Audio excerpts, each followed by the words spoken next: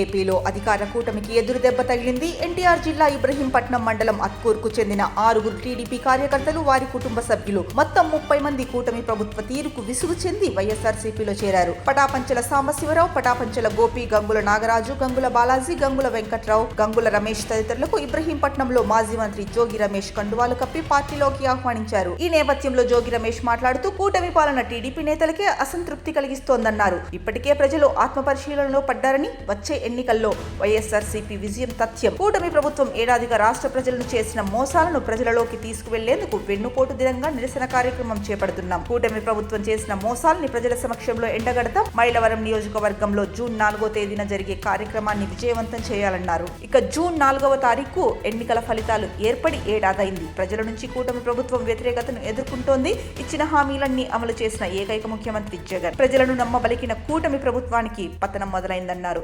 కొండూరు మండల వైఎస్ఆర్సీపీ కన్వీనర్ జడ రాంబాబు, అత్కూరు గ్రామ పార్టీ అధ్యక్షుడు గంగుల తిరుపతిరావు అధ్యక్షున వైఎస్ఆర్సీపీలో చేరికలు శుభ పరిణామని అన్నారు.